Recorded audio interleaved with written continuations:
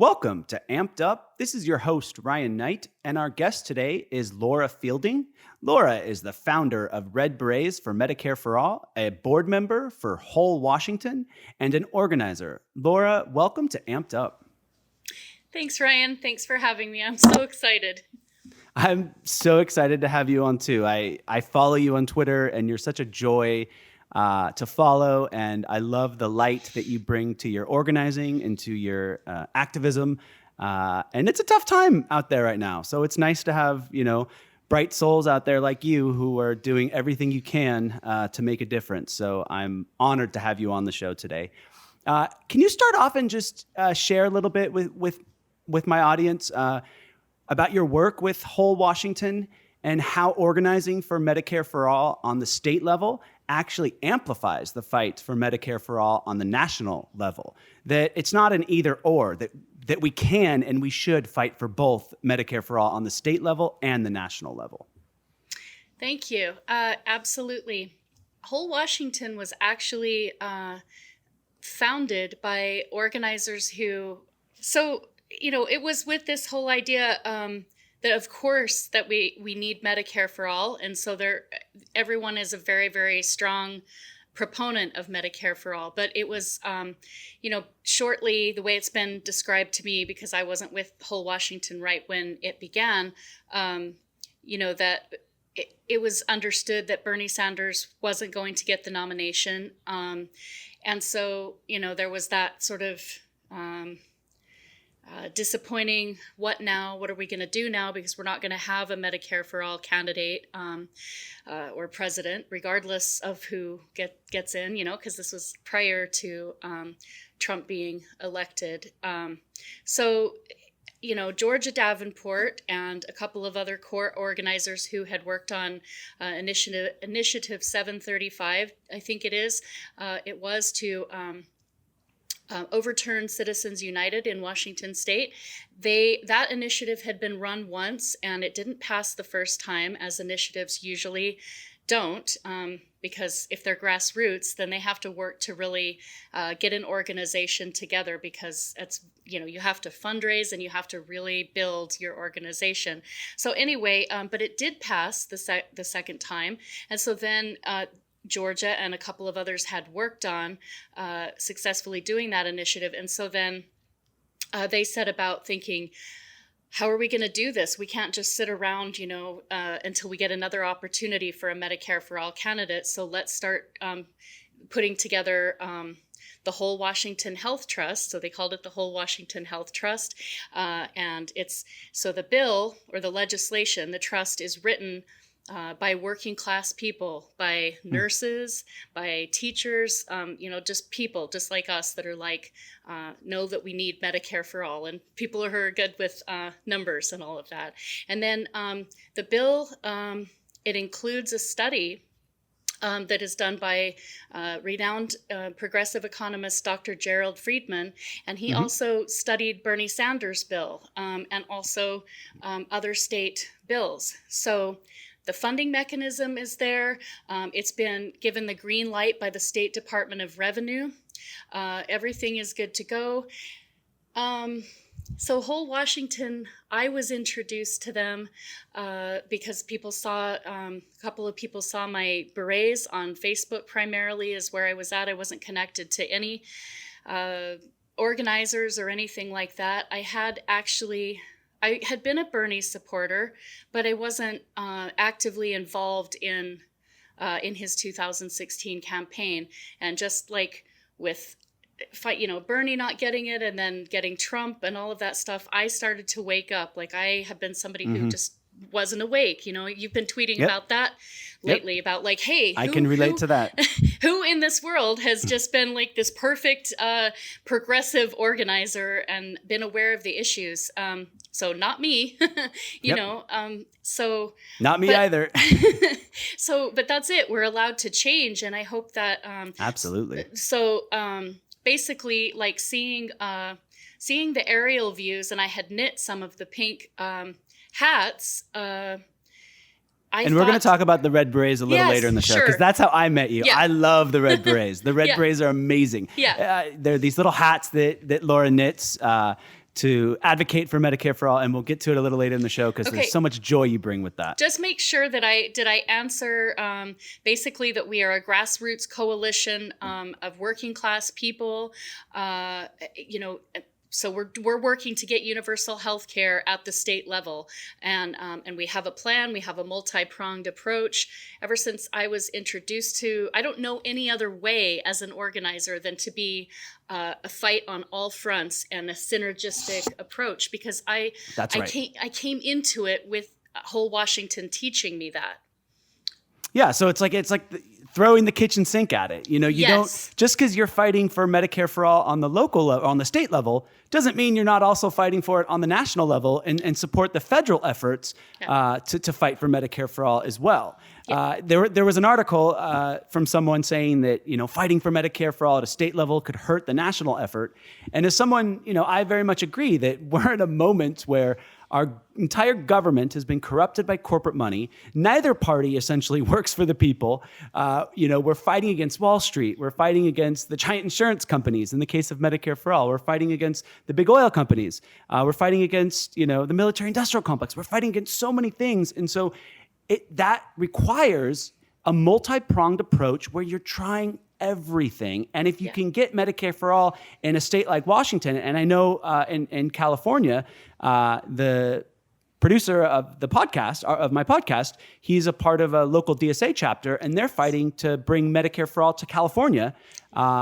And kind of the same idea. You get it in one state, and then the other states start to fold, and then all of a sudden, boom, it starts to create a ripple effect, and we get some energy behind Medicare for all. I think that, there was so much energy behind Medicare for all in the Democratic primary with Bernie supporting it, and then all of a sudden, all it took was for Joe Biden to say to the media one day, well, if it came to my desk, I'd veto it. And it was like, that was all it took. It took a 10-second statement from Joe Biden to just kind of deflate the air out of the balloon and all the energy that everyone had been working so hard for. And then it was like the media just stopped talking about Medicare for all. Now, we didn't stop talking about it. And organizers like yourself and whole Washington didn't stop fighting for it. But that's just to give people a picture of how difficult these fights for justice and for everyone in this country to have health care, how tough of a fight it is when you're fighting against political parties like the Democrats and the Republicans who are bought by the giant insurance companies who don't want Medicare for all because it's bad for their bottom line. Yeah. Might be good for us, might be good for working people and for the majority of the people in this nation, but it's not good for the CEOs of the giant insurance companies who make $25 million a year. Yes, and can I just say to your point about healthcare for all Los Angeles, and you sharing about, I missed the news from today that the bill was introduced, and I don't remember the bill number already, but that's really, really exciting news. And just the solidarity that we have been seeing among the one-payer states. So after the whole force the vote thing, there was a national conference, Healthcare for All Now, and so a lot of, I was scheduled to go to that. We all were scheduled to go for it. But just because that was on the plate, and I knew that, a bunch of us, whole Washington people, we're going to be attending this Healthcare for All Now conference to learn, I still wasn't like, oh, this is what's happening now. Force the vote is happening now. And the thing that I have said from the very beginning is I knit for all good efforts. We are going to get to the red berets, but to get to the point of the synergistic approach, one-payer states have been all of a sudden really building these coalitions. Jen Knigh, who is our communications director for whole Washington, and Georgia Davenport, they've been reaching out, and it was so awesome to see Healthcare for All Now actually make whole Washington 5204, sponsored by Bob Hasagawa, their pin tweet for, I don't know if it's still their pin tweet right now, but I mean, the point is that we're really starting to build this energy. And so it would be really great if people who have expressed skepticism for state level organizing would recognize that, we had somebody on whole Washington on the volunteer call the other night who actually came on from Public Citizen, I think it was, to tell us about how to do local resolutions. Shama Sawant actually was instrumental in writing and helping to get passed the Seattle City Council, I believe it is, endorsing Medicare for all at the local level. So again, that doesn't put anything into, legislation or law, but it's a way of getting the message out there and building some solidarity and messaging and power. So those are all the things that are going on even at the local micro level. And then we get out to the state level where whole Washington was it 2019? Sorry, I'm forgetting my years. Yeah, it was 2019 when Representative Pramila Jayapal introduced 1384. We organized 11 barnstorms across the state of Washington in solidarity with National Nurses United kind of leading that effort. So we had 11 of our own barnstorms sponsored by Whole Washington. Wow, that's awesome. So like the whole notion, if anyone is saying, oh, they're all just focused on getting healthcare for Washingtonians or for California, that's just simply not the truth. The people who are doing the local organizing are in fact the people that are, have probably put the most effort into, calling Representative Kilmer, my representative, and supporting Rebecca Parson, who was running a primary challenge, because we know she came. I had Rebecca Parsons on this podcast last year. Awesome. Supported her campaign. Yeah, she's fantastic. Great. Yeah, and I also one thing I'm hearing from you too is movements and organizing. It starts in your local community, and then it catches on and it grows, and movements expand in that respect. So you can start a local movement in your own community, and then it can grow into a nationwide movement. Especially you start getting Washington is now fighting for it, and California is fighting for it. You start to get a ripple effect, and it can boost the national fight for Medicare for all as well. I mean, as a national activist and with a national platform myself, when I see your work, I support it immediately. I'll retweet it. Or if I see the producer of my podcast who is in a local DSA chapter in California, I shared his video that was fighting for Medicare for all here at the state level. But then I also support obviously Medicare for all at the national level, at the federal level as well. You can do both. Yes. We have to. I do. I support both. So I just think it's so funny how, I myself included, I can get so set in my own ways and not realize that, no, it's a much bigger picture. It's a much broader effort. And that's where we find the solidarity and understanding that and joining all of our efforts together, that we are so much stronger and we create so much more momentum and pressure on the corporatists who are standing in the way of progress in this country. Yeah. And not to mention the fact that, and I think this is a fair assessment, all of the energy and the creativity and the joy, as you say, and people being able to get their own kind of innovative ideas and plug this in, this is the grassroots. So I don't really like to I'm going to do it. Just to kind of say, like, to have our national elected federal leaders saying, okay, now when it's time, come out and just call your representative, and this is how we're doing it. That's a top-down approach. Of course I support Bernie's bill and Representative Jayapal's bill, and of course I call my representative, but we actually need the excitement and the enthusiasm and the ideas that come out of grassroots organizing. So that is a bottom-up approach, and that's what we're talking about, growing things that, when it feels right to me, I don't push it all the time, but sometimes if it feels right to me, I share with a patient or a client that I work on. If they mention something that is in that neighborhood, then I'll say, oh, did you know that we're going to be showing Power to Heal? And Whole Washington is hosting it. Boom, they say, yes, I'd love to attend that. There we go. So I've just told somebody new. They won't hear about Whole Washington or any other. I'm just saying that is how we grow things, and I couldn't have the enthusiasm really to share with local people and my neighbor unless there's something that we can fight for and push for right now.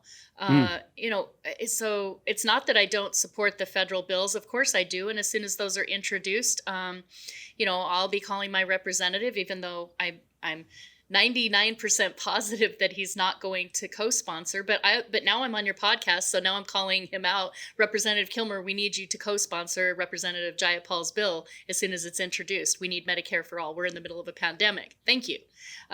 Did you get that, Kilmer? You better get on Medicare for all now, or we're going to be on your ass.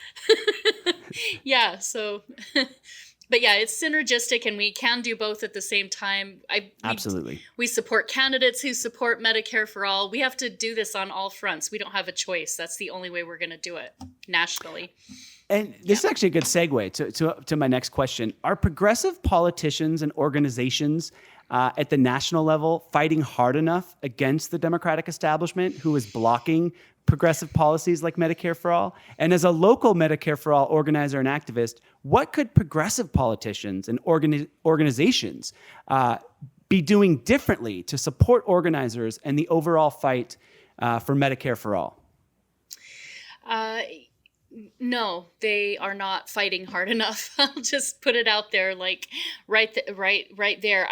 I feel like we elected, as far as the progressive bloc, we need them to be movement leaders and not just progressive. We need them to be populists. We need them to act and every single day outside of the box, creatively, listening to the grassroots. It'll be easy for me to focus if I look in on the Twitter universe, which is where you and I both operate. We do a lot of organizing there. There was a new woman who followed me on Twitter, and she was in the whole Washington Zoom meeting on Monday night. So it's real organizing. People need to know that. Anyway, there should be calls to action. That's the thing. I feel like when Bernie came to the Tacoma Dome, and there were like 16 or 17,000 people there. And just what occurred to me is like, you have all these people here, wanting, ready to do, and of course they had the Burn app and all of that stuff. But I wanted him to say, so here we are in Washington State. Do any of you know, are your senators, are Senator Cantwell and Murray, are they signed on to he knows they're not. So no, but we needed those 17,000 people, most of whom probably were aware. Maybe some are not, because for Bernie, they know he's like the most progressive. But like the whole thing in Force the Vote about, we already know where everybody stands on this. No, we don't. Let me just say that when I was organizing locally within the Democratic Party at Pierce County Democrats, and just like locally here in Tacoma, I brought this has been a couple years back at reorg, I brought some Red Berets there and was going to, basically donate 50% of whatever we did, and everybody was really excited. They were trying the Red Berets on. Not everybody came back, but the progressive-y types that supported Medicare for all. Anyway, I read Bernie Sanders' letter that he had sent, his letter of thanks that he sent to me and another knitter. It was just two of us that knit 18 berets, and we mailed them to Bernie Sanders' Vermont office. And they probably thought, what in the hell? What are these 18 berets? And then I kind of, I've taken that letter and parlayed it into that's what I do. I'm like, let me share this letter. Now let me, who can I send Red Berets to get this like more visible? Because I had it envisioned as like a national movement. Sorry, I keep going back into Red Berets. But my point is that, where was I going with that? Bernie, we needed, he needed to come out and say, here I am in Washington State. What can all of you do to help make sure that, we get your senators and your representatives on board with Medicare for all? That's 17,000 people who can apply pressure onto the senators who are more conservative Democrats. Exactly. In Washington. No, that's right. And so we need those calls to action. We need, right. And what could they be doing? Well, Representative Pramila Jayapal could endorse whole Washington. The squad could, if they don't, they could endorse whole Washington. They could at least share the information out about onepayerstates.org. Say, are you organizing at the local level? If we want this to happen at the national level, you should all go to onepayerstates.org and find out if you are one of the 28 states who can do a ballot initiative. But, they don't want us to do it that way. I'm really clear about that. I don't think they want us to do it that way. But we're fed up because we have a veto president. So at what point do we get to say, well, your way isn't working right now because we don't have it. We can't do it that way. So are you going to help us do it? Well, and you make a great point. What's happening right now is not working. What progressives are doing, the corporatists who control the Democratic Party are way too comfortable right now. The Nancy Pelosi's of the world, the Joe Bidens of the world, the Chuck Schumers of the world, they feel no pressure. And part of the reason they feel no pressure, despite the massive levels of suffering that we're seeing in this country, is that AOC and the squad are not helping the organizers like yourself and the grassroots movement. They're not helping us pressure these corporatists. And the whole idea behind Force the Vote, which I was one of the original people to help, I was on the call when we were all there to plan the campaign. The whole idea, it was never about, so many people got lost in it. Like, it was not about attacking AOC. It was about AOC, join us, fight with us. 92 million people in this country are underinsured or uninsured in a pandemic. And the party that you belong to that claims that healthcare is a human right is against the policy, Medicare for all, to make healthcare a human right. So join us and demand some concessions from Nancy Pelosi in order for you to vote for her. Make her bring Medicare for all to a floor vote. Because then we can really see who supports the policy and who doesn't. And that would have made it a lot easier for us to primary all the Democrats in 2022 who voted against Medicare for all during a pandemic. But the problem is the squad and the progressives, they didn't want to play ball with the grassroots. And so it creates this kind of thing where it's like, we're seeing all these people suffering.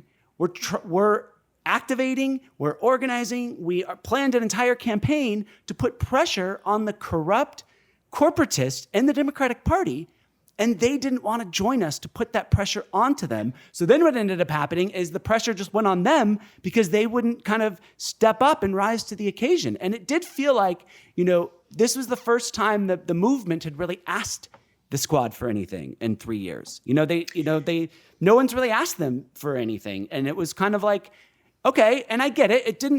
That didn't go where it needed to go. But I think the point is the people, we have the power.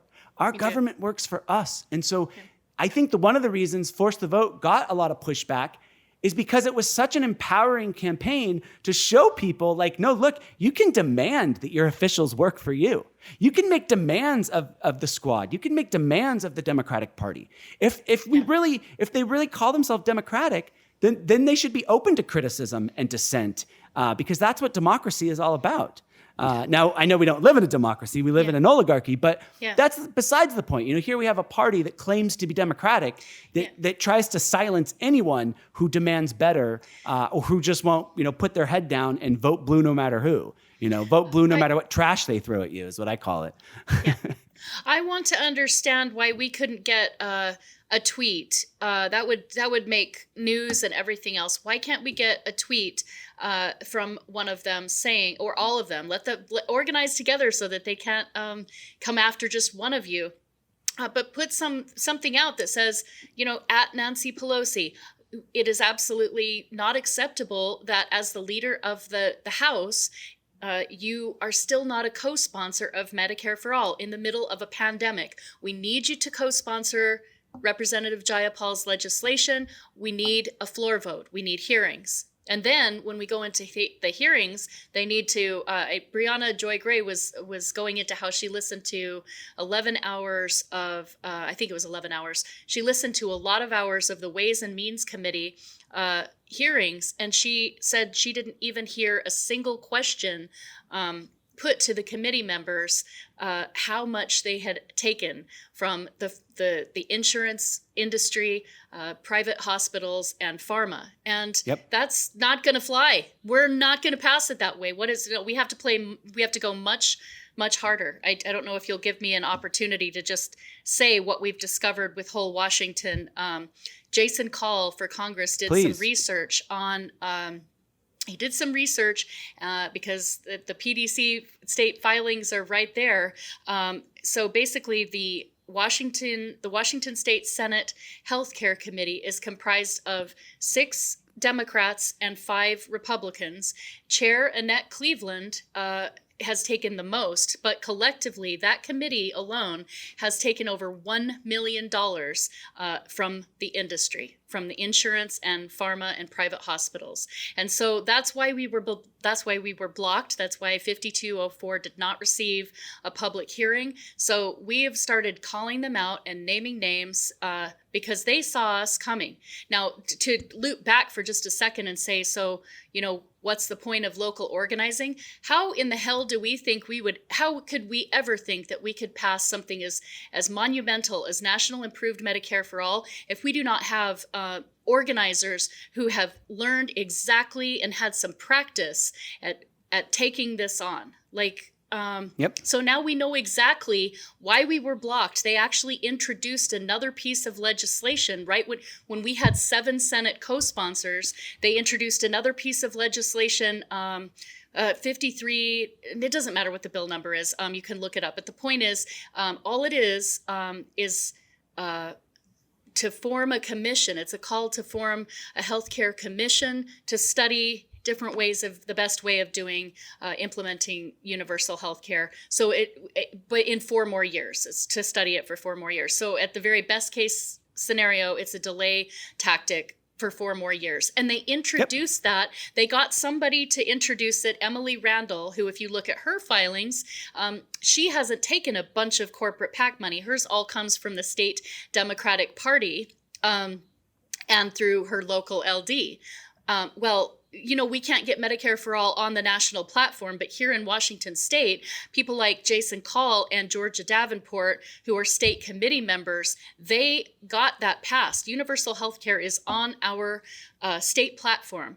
And Tina Podlowski, who is our state Democratic Party chair, the whole thing is just corrupt and rotten through and through. We can't. That was the whole point of Force the Vote, was that the only reason we don't have Medicare for All in this country is that both parties are owned by the giant insurance companies and Big Pharma. It's the same thing with a Green New Deal. The only reason we don't have a Green New Deal is both parties are owned by the big oil companies. And the only reason we don't have world peace is that both parties are owned by the military-industrial complex. Yeah. And so the issue is you can't heal what you don't reveal. And a lot of the American people, it's really easy to see that the Republican Party is corrupt, and it's really easy to call out their corruption because they're very brazen about it. They're like, yeah, we take money from Big Pharma and the giant insurance companies. So what? We don't care. We want for-profit healthcare. But it's the Democrats who fool the American people with their platitudes and with saying something like healthcare is a human right. But they don't support the policy, Medicare for All, to make healthcare a human right because 95% of Democrats are bought and paid for by the giant insurance companies, just like the Republicans are. So the whole point of Force the Vote was to force these Democrats in the House to go on record. So because when you're funded by corporations like that, you're not going to vote for, you might sponsor it, but you're not going to vote for a bill that goes against your corporate donors. And we needed that moment to show the American people, because there's so many Democrats who get their news from MSNBC or from CNN who really have no idea the level of corruption that goes on in the Democratic Party is the exact same as in the Republican Party. The Democrats just talk nicer. So part of activism and part of the work you do, the work people at the national level do, is we're trying to have moments to educate the electorate so they can see just how corrupt our politics was. And it felt like, for me, the progressives took that moment away from us by not forcing a floor vote. And also by, Republicans, I disagree with everything they stand for, but they're very aggressive. Yeah. They fight for what they believe in. Yep. Whereas the Democrats, they don't. They don't. First off, they're not fighting for the working class. They're not giving the American people a compelling narrative, and they're just chasing the Republicans to the right because they're also chasing the corporate money. And so what ends up happening is our country just moves further and further to the right. And it takes people like you, Laura, and organizations like Whole Washington, and people like Brianna, and podcasts like mine, and even people like Jimmy Dore, who rub some people the wrong way. And at some points, he can be too controversial. But at some point, when there's this much suffering and our entire government is bought and paid for by corporations and billionaires and the ruling class, you've got to have agitators and disruptors who are going to get in there and just say enough is enough. Yeah, I completely agree. I absolutely agree. And for those people that are saying we have to wait, we need to do this nationally, or they're angry at Jimmy Dore because he's expressing anger, it's like, well, you probably didn't have to declare medical bankruptcy this year, or That's right. you're not rationing your. There's so many things I want to say. Like a ballot initiative is You're not rationing your insulin. No, you're right on point. Yeah.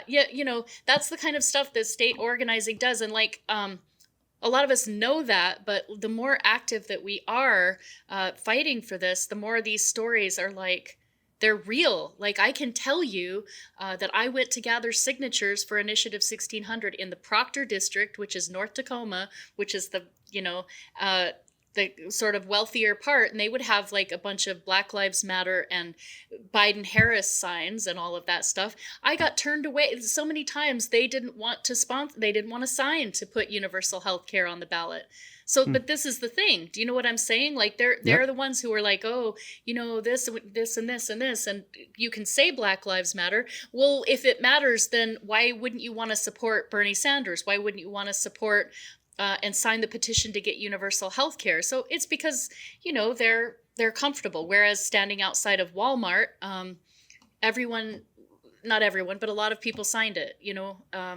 I don't know why I want to loop back to the initiative. I just want to give huge. No, it's so true. And it shows also, like, in many ways, it's the moderates, it's the liberals who are standing in the way of the progress that we need to heal this nation. Yeah. And you see that just on the ground doing your organizing and doing your work. But also, I really like what you said about that we don't have time to wait anymore, because every day we wait, it means that more people are suffering. People millions of Americans, 92 million Americans are underinsured or uninsured. Yeah. During a pandemic, that means that when they're underinsured, they're not going to see the doctor when they're not feeling well because they're scared of the copay, or they haven't met the deductible yet, or they can't meet the deductible. And so people are suffering in this nation. Yes. In many ways, suffering in silence, because this cruel capitalistic system we're in teaches people, pull yourself up from your bootstraps. And if you're suffering, it's your own fault. No, if you're suffering, it's not your own fault. It's systemic. The problems in this country it's not because someone didn't work hard enough. No one works harder than the poor and the working class. Nobody does. It's because our system is corrupt, and our system and our economy is rigged against the working class, and it's rigged for the billionaire class, and for the giant corporations, and for Wall Street. And for 40 years, under Democrat and Republican presidents, and you guys, everyone can go at home, can go look this up, income inequality in this nation has grown under both. That means things have gotten worse for the poor and the working class, and disproportionately for people of color. So you're absolutely right. Don't just pander for Black votes. Yeah. Fight for Black lives. Yes. Don't just pander to the working class and the poor for their votes. Fight for their lives. Yeah. That's the difference and disconnect in our politics. Liberals love to say they care, but if you really cared, you would vote for more progressive politicians. You would support socialist policies. Yes. You would actually, you would put your money where your mouth is. Yeah. But they're not. They're voting out of privilege. They're voting out of comfort. They're putting up a sign and acting like, everything's better now. Trump's gone. Nothing changed. I don't feel any different. I'm still nothing has changed. Joe Biden is Blue Trump. I call him Blue Trump now. All that's changed is that we have a more palatable face of the oligarchy for liberals. But the income inequality is still there. The racial injustice is still there. The endless wars are continuing. Again, 140 million Americans are poor or low income, and we got 92 million Americans who are underinsured. Nothing has changed. So we have to keep fighting.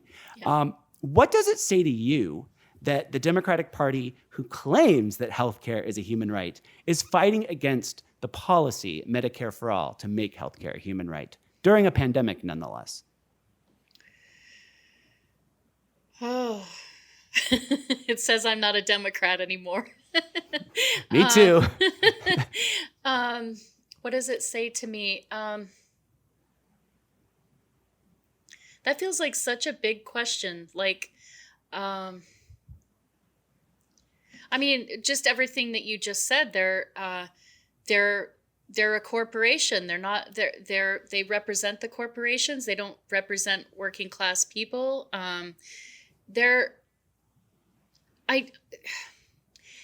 I always want people to understand. I didn't do a lot of focusing on Trump when he was in office because I understood from the very beginning, since I started organizing, that it's actually the Democrats that are, I think they're more innocuous in a certain way because, like you said, they pretend to be our friends. This lady at the Pierce County Democrats, after I read the Bernie letter, she said, she came up to me afterwards and said, she said, I had no idea that was going to be Bernie, or you were going to say Bernie Sanders. I said, who did you think it was from? And she said, well, I thought maybe like Senator Maria Cantwell or somebody like that.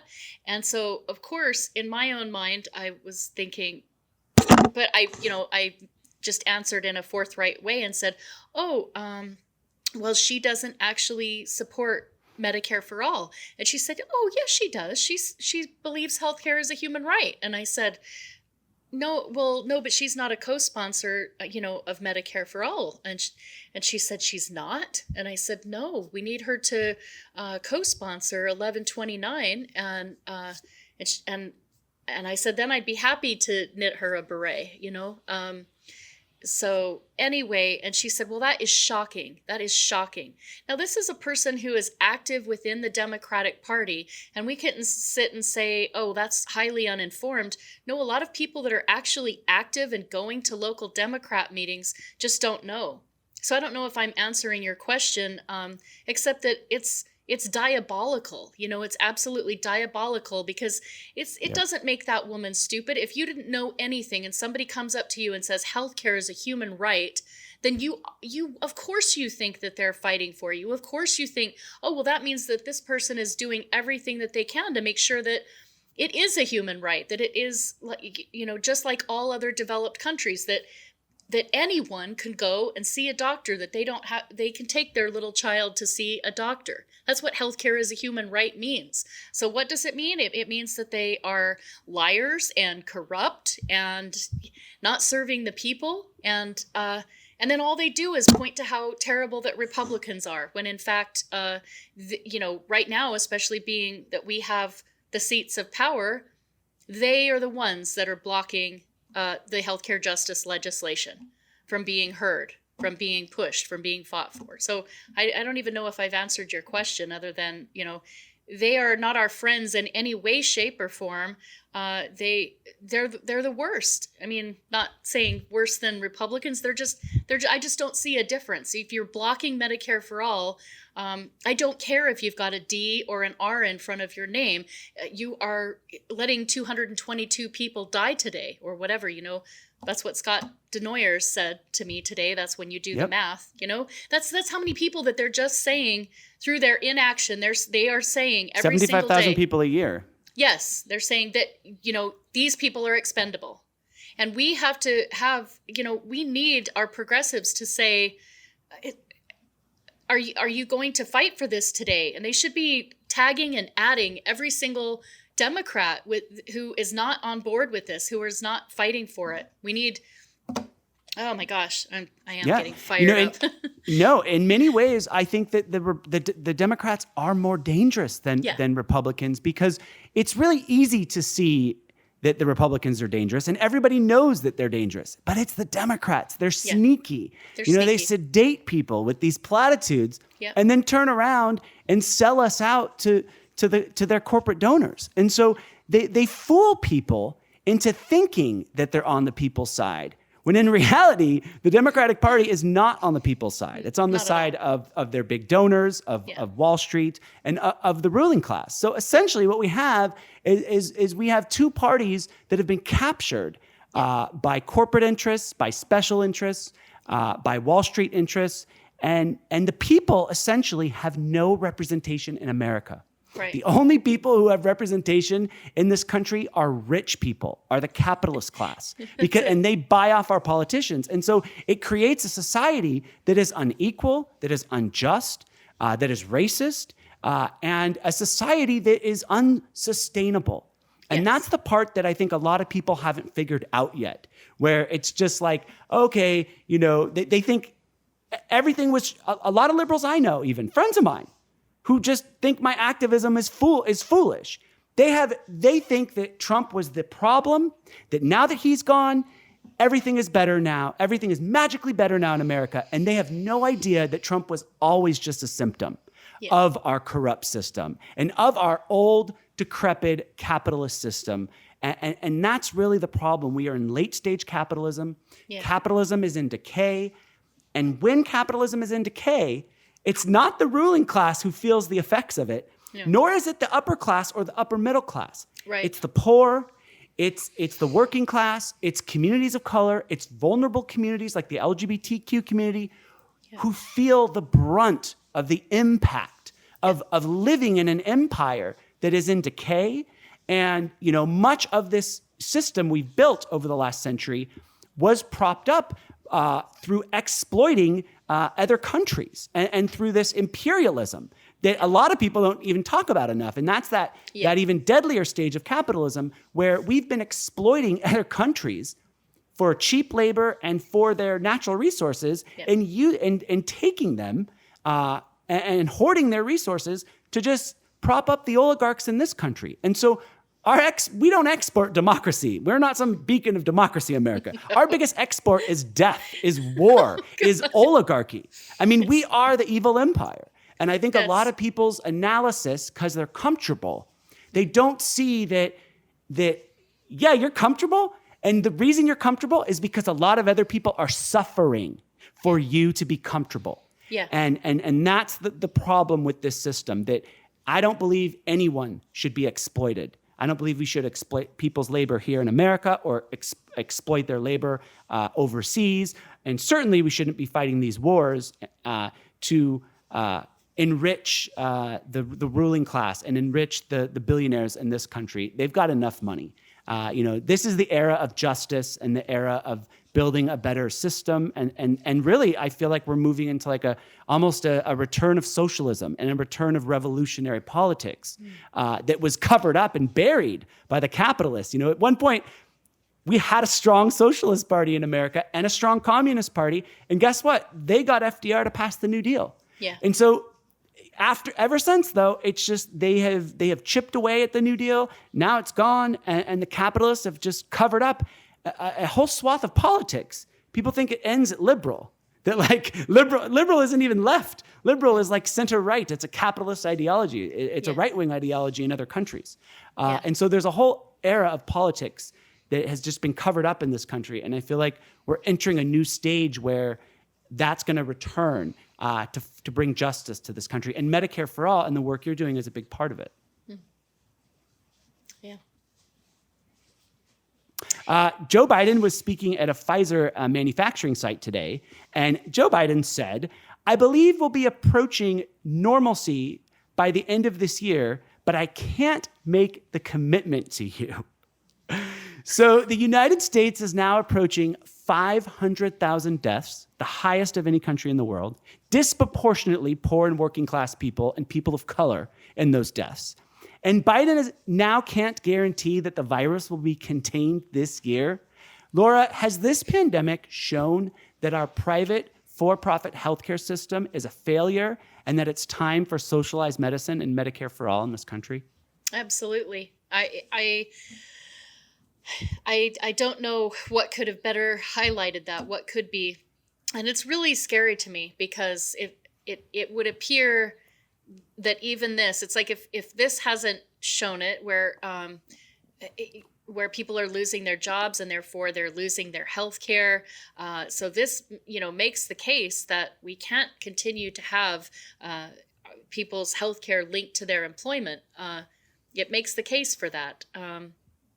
But they're still not seeing it. So again, back to your revolutionary form of politics, that's the only choice that they're going to leave us with, because I don't know how it could. It can get more dire. That's the thing that is scary. It can get more dire, and it will get more dire. Because they're not passing any of the They're reforms, so not it's passing only any going to get reforms. more dire. Yeah. We have to talk about the Red Berets for Medicare for All, which is the organization that you started to advocate for Medicare for All. Where did you come up with this idea, and how many Red Berets have you knitted now?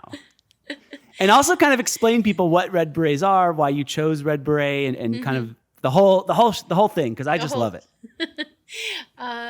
Well, I already said the thing about the Women's March, so right now I'll plug in to loop back to them. I'll say it would be really amazing if some of the organizers or leaders of the Women's March would hear that they were part, not solely, but they were part of the inspiration, and that they should endorse Medicare for All. Like, I want to kind of like challenge and say, are you out there? Are you still doing some organizing? Just because Trump's gone doesn't mean we haven't achieved health equity for women and for the LGBTQ community and for Black people, Indigenous people. Like, that's what Medicare for All does.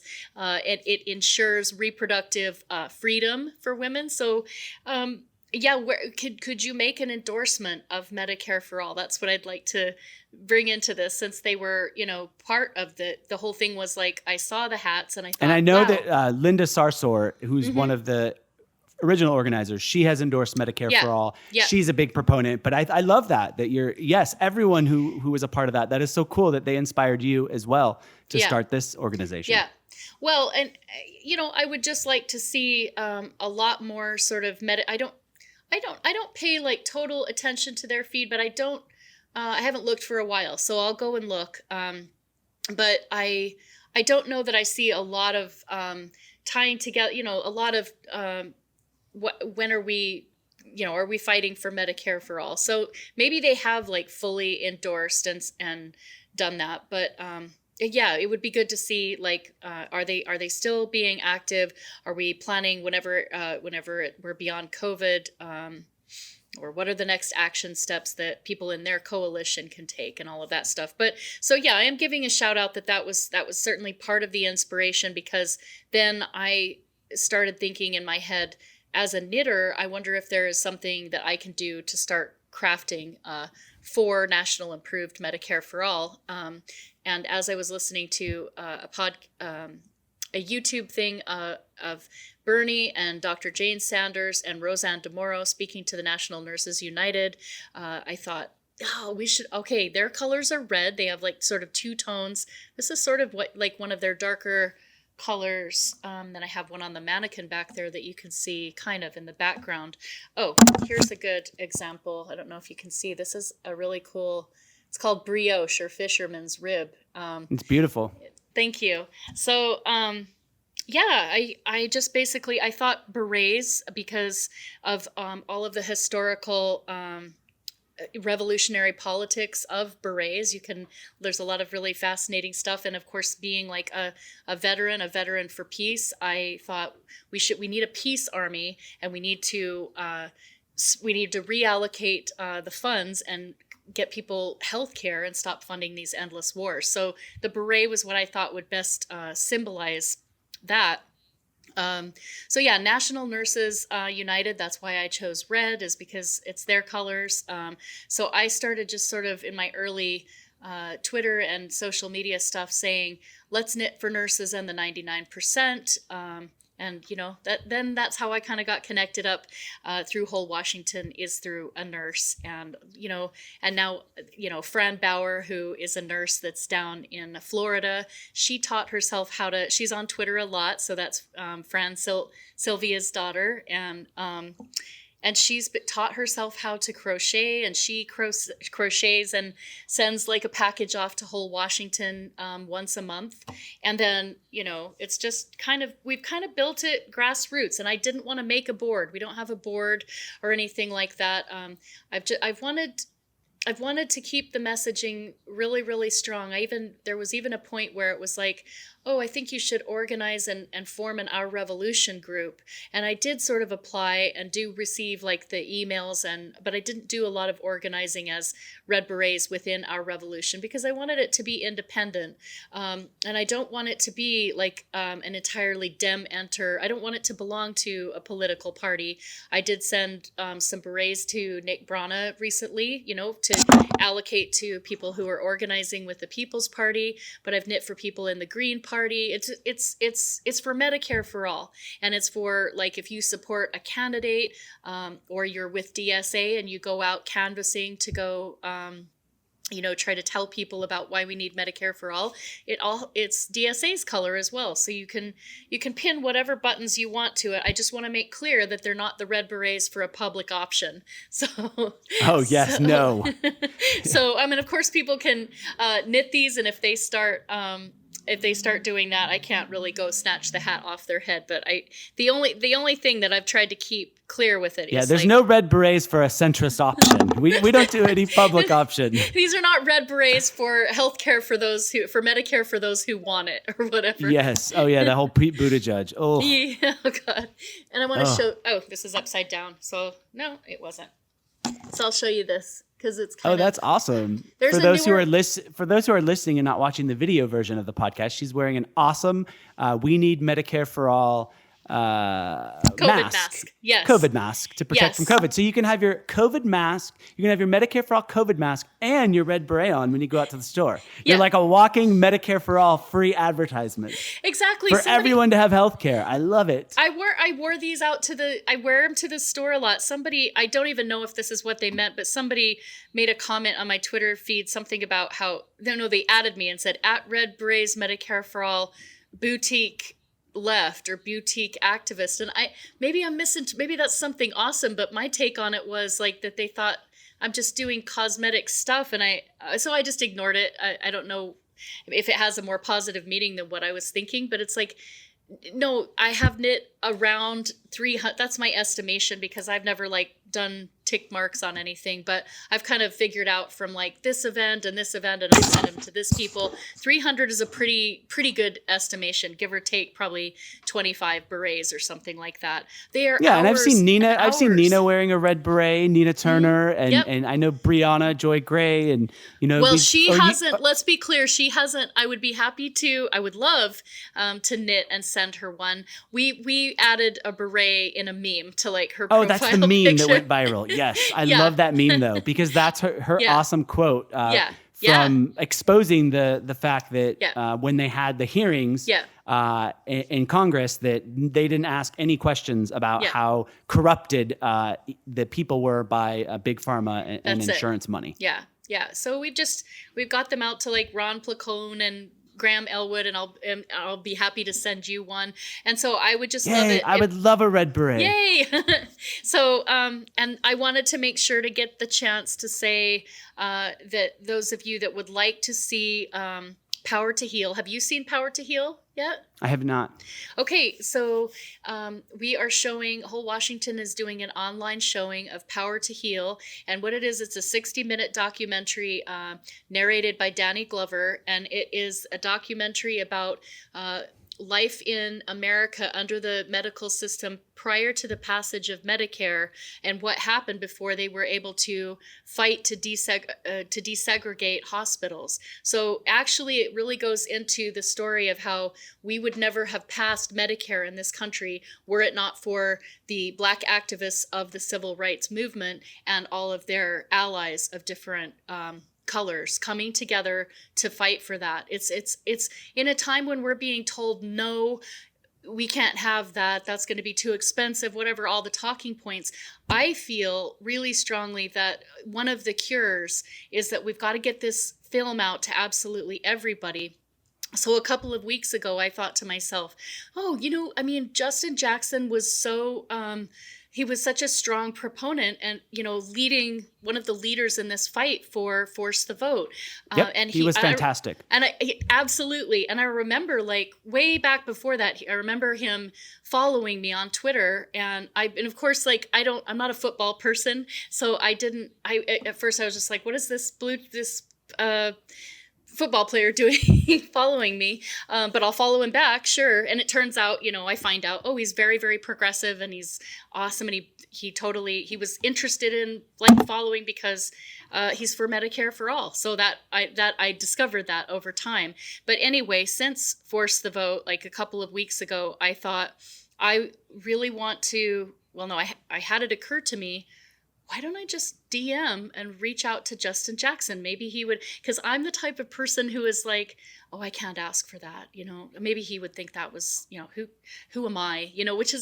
That is just a little something about me. And then I nipped that right in the bud and was like, why wouldn't I want to reach out to him? He cares about Medicare for all. And if he's available, maybe he would like to do it. So I sent him a DM, told him about Power to Heal, asked him if he had seen it. He hadn't seen it yet.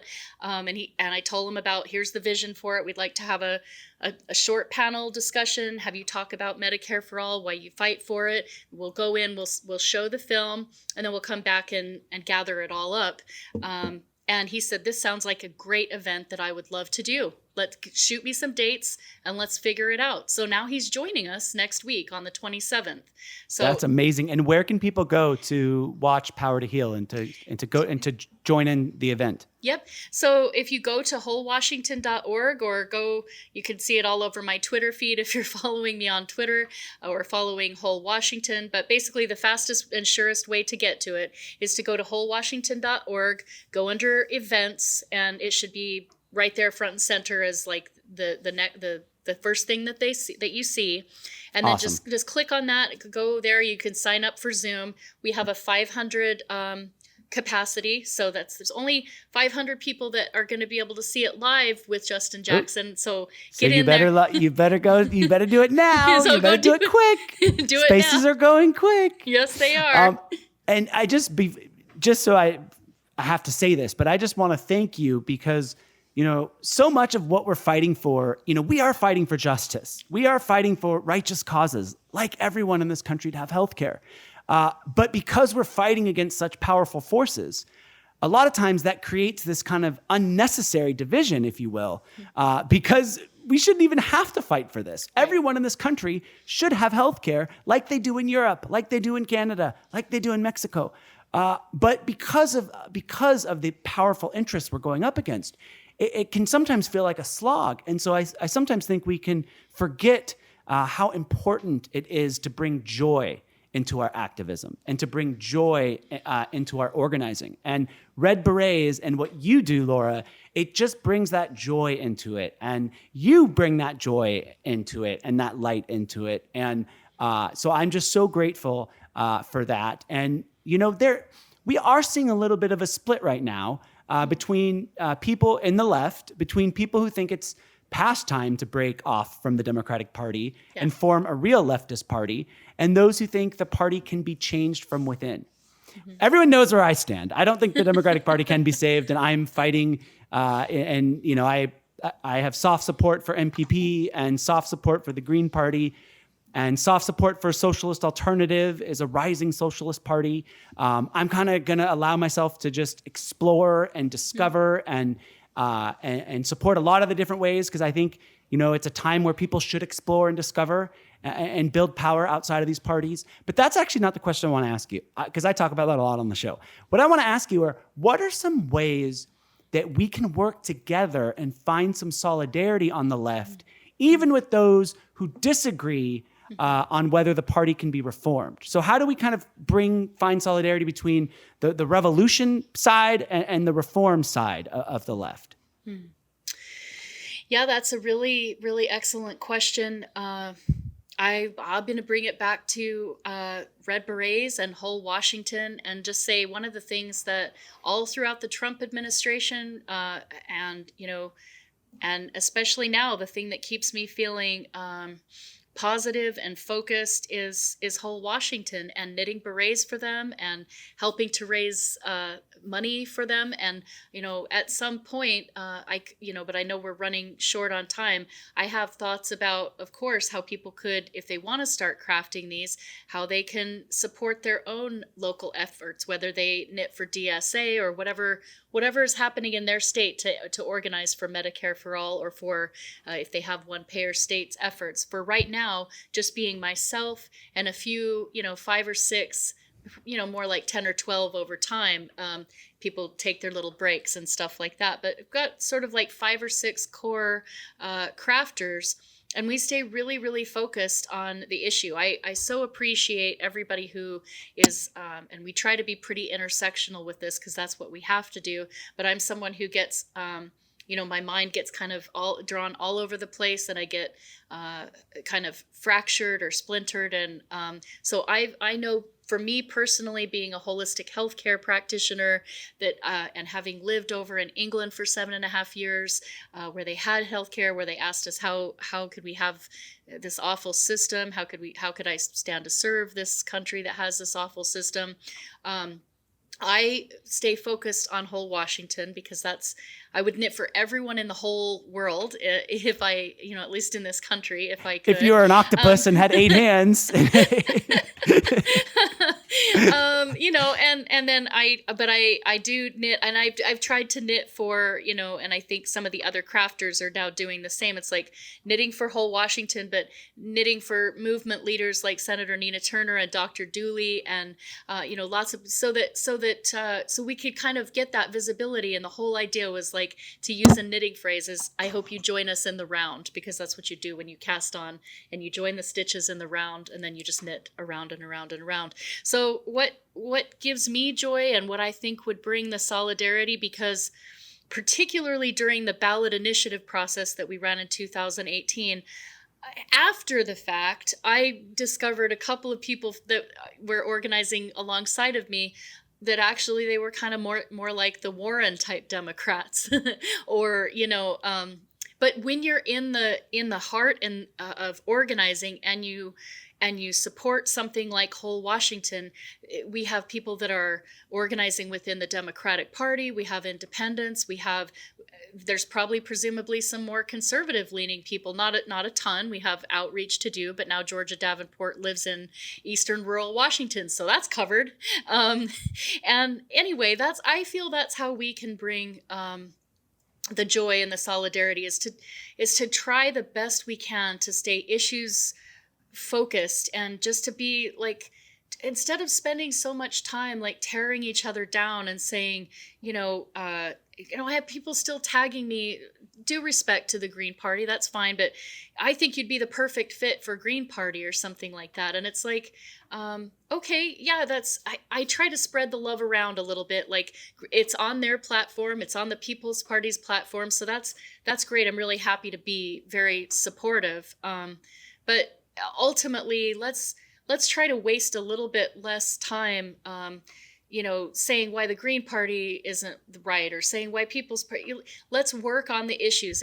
And that is one thing that a one-payer state really does. There's so much to do at the local level, and then also supporting for the national movement always. I just don't have time to worry about. I don't know. And so when somebody, no, I think that's a great answer, because what I'm hearing, and I think it's so important, is like, we all have a skill. We all have something we're good at, something we can contribute to the overall broader movement. And you've found your niche, you've found your focus, you've found your fight, and you've also found how your fight for Medicare for all at your local level intersects with other fights. And the moment that happens, you're more than happy to help out your fellow comrades and your fellow lefties in those ways. And I think that is something that I'm trying to see myself as well, and understand that, like, look, I don't believe the system can be reformed. I believe that this system is corrupt beyond repair. Yeah. However, I also understand that it's going to take a lot of time, unless there's a revolution tomorrow, which I would be in support of, But revolution, there's so much uncertainty about how that happens, how you organize it, what a vanguard party looks like, and a socialist party like Socialist Alternative, which I support. And so what I'm saying is, like, although I don't believe the system can be fixed, and I believe we do need a socialist revolution in this country to liberate the poor and the working class and Black and brown and indigenous people from capitalist rule, until that happens, I understand that social democracy, which Medicare for All is part of, and a Green New Deal is part of, and defunding the police is part of, that is going to bring some reprieve to people who are suffering in the short term, while it will continue the rigged economy. I mean, social democracy, as long as there's capitalism, there's going to be people exploiting labor, and we're going to have a rigged economy where the rich keep getting richer. And I believe at some point, there's going to be a moment in human history where that system has to break. And that is why I consider myself a revolutionary. However, I can support that in revolutionary politics, and I'm reading theory now.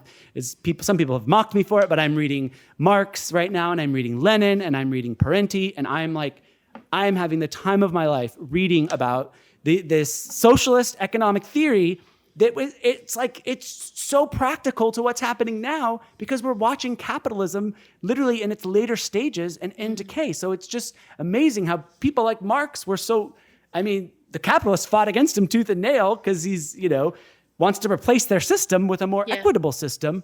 But what I'm saying is, even as a revolutionary, I can support people who understand that we still need, if Democrats and progressives want to fight for reform like Medicare for All, I know that's going to help people. I'd be foolish to not help that and to not support that. So there's ways for, even in our ideological differences, for us to intersect in our fights and to not be so my way or the highway. Yes, I believe the system cannot be reformed. I believe we need to work outside the Democratic Party. But if the Democratic Party wants to get its shit together and pass Medicare for All, I'm not going to be like, no, don't do that. Of course I'll support that while I'm supporting the revolution and building socialism. So I just think even someone like me, I have become a firebrand because I am so fucking done with compromising with these corporatists and with these corrupt political parties.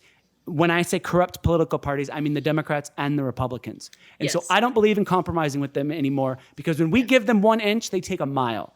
However, in our fights together, I had you on the show because I want to hear what you're doing in Washington. And I support your fight in Washington. I support the producer of my podcast, his fight in his local DSA chapter, even though I disagree with DSA's national strategy of funneling socialists into a capitalist party that fights against socialist policies. So I guess what I'm saying is there is ways for us to look for solidarity and to put our egos aside. And I can do that myself, to understand that there are people who are suffering. And if there's going to be some reforms, I am so for that. While I'm also for, tearing down the system and building an economy that works for everyone and getting out of this capitalist system. You summed it up so well. I concur. My last question is, in a time with so much uncertainty, suffering, and struggle, what brings you joy? I know we've talked about the red berets. What's something outside of politics that brings you joy in this time?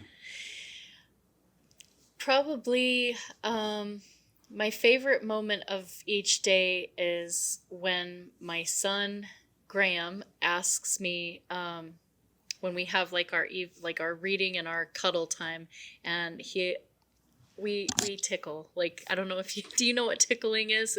Yes, I'm from a tickling family, and so I hate it. Don't tickle me, but not the tickle, just the nice that, not tickle that. So anyway, we'll have our nice evening, just that. And when he asks me what was my favorite part of the day, and to be really, really honest with you right now, that's the most joy that I have is when he's asking me that. It's that moment right there. So I think that's a question for me to take with me, and for me to say, how can I allow more joy into my life? Because I might seem joyful. I'm glad that there is some joy that comes through, and I have some joy. I surely do. But I also think it's something where, I take a lot from my family and probably from my personal wellness. It's like fight for Medicare for all for everybody else. But the self-care gets put on the back burner and the care for, so it's more like the question that you're asking me is something for me to take away to say, oh, if I'm on Ryan Knight's podcast again at some time in the future, I would like to be able to report that seed sort of germinated, and I can, that there's more there, because I feel it's a little bit depleted or diminished. When I we're can talking, relate with that. Yeah. Thank you for. I mean, I can relate with that. It is exhausting to fight and to be an activist and to fight back against our corrupt system. And self-care is really important, and that's something that I let slide in my life, way too much, and I have to focus on that. So thank you. You reminded me that what I need to do as well. I used to work for Lush Cosmetics, and now it's very it's very push and hard sales and stuff here, but I worked for them over in England when I was going to school. So that's kind of like one of my pleasures, is like sensory things and like the goodness of that's one of my things, is I love Lush. So there you go. That's awesome. Yeah. Well, how can my listeners, where can they find you? How can they learn about Red Berets, or what's your Twitter handle? What's your website? Where do people find you? I do have a website, and there's quite a bit of stuff on there, but it's like I had a web designer that was doing updates, and that's kind of, I feel like it's not very up to date with current things that we've done. So, but it is Red Berets, MedicareForAll.com, all spelled out.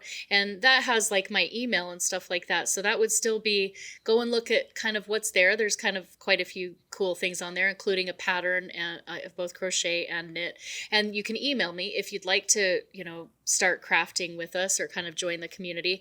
My Twitter handle, I always like, can I remember my own thing, is at Red Berets M4All. And I feel like I do Twitter the wrong way, because I tag so many people in the tweets or in pictures, maybe that the algorithms don't like me, or I don't know what I've done wrong, but I just feel like very few people see my tweets. I should probably stop. I love your Twitter. Okay. I think you do Twitter right. I do okay. Okay. All right then. You do great. Okay.